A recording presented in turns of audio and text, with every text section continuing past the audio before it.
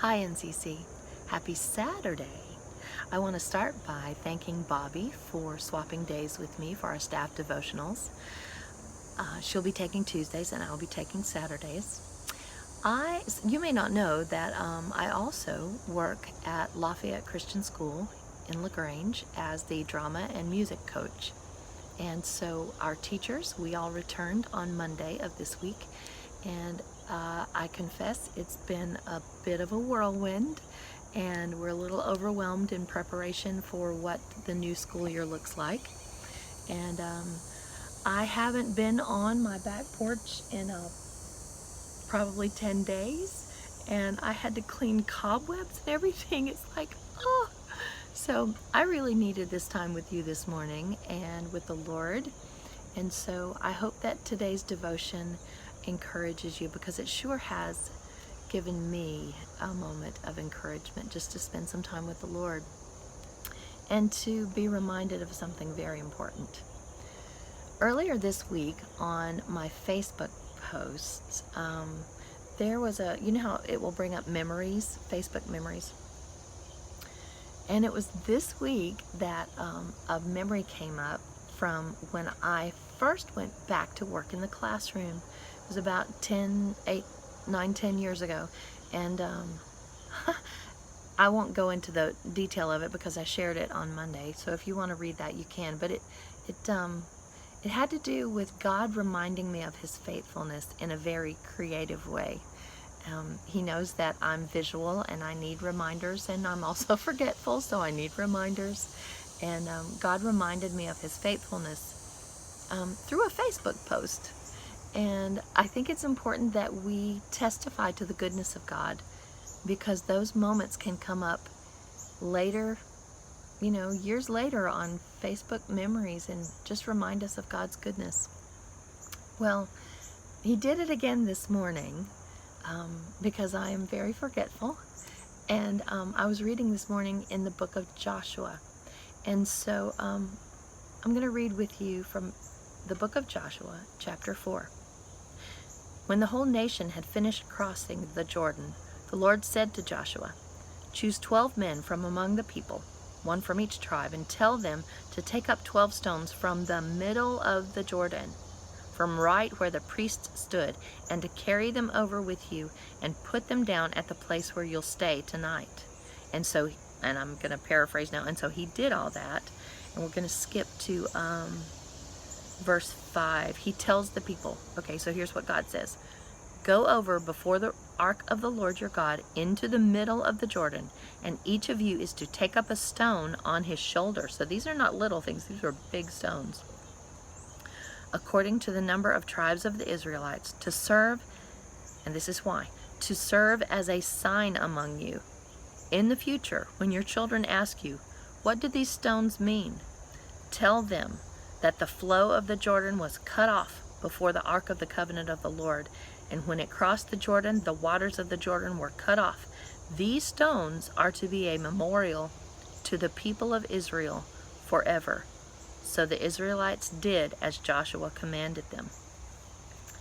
God knows, and this is what my devotional said, God knows that we need tangible reminders of our encounters with Him.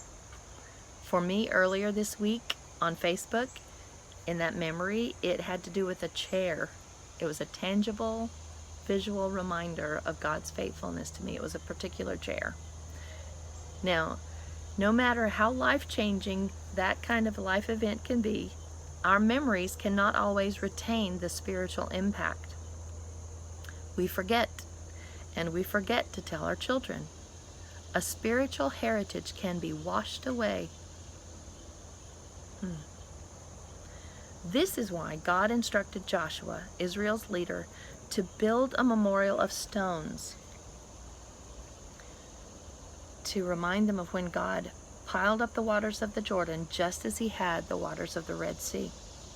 It was to be a visible reminder that He would lead their children across a sea of obstacles for generations to come. Consider where God directed Joshua to get the stones from, not from the shallows or the banks after they'd gotten through it, but from the middle of the Jordan, when they were in the middle of it. What are you facing today? Wow. Every one of us can answer that in unison. The current pandemic, the unrest in our nation, the uncertainty of our future. And then every one of us can answer that individually, because we each face our own challenges. Whatever the challenge, do you believe that God can part deep and flowing waters? Take a moment and ask God to reveal His presence and His power in the middle of our mess. Then find some sort of stone to serve as a visual reminder of God's power to intervene in your journey. Build a monument, both physically and in your heart, and use this monument as a reminder of this moment for you and for generations to come.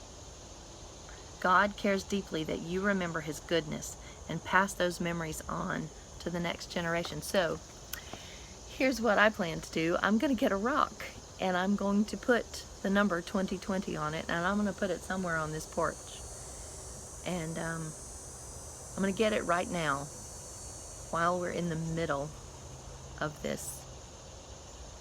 And I'm going to keep it so that when we're on the other side of this, y'all, and there will be another side.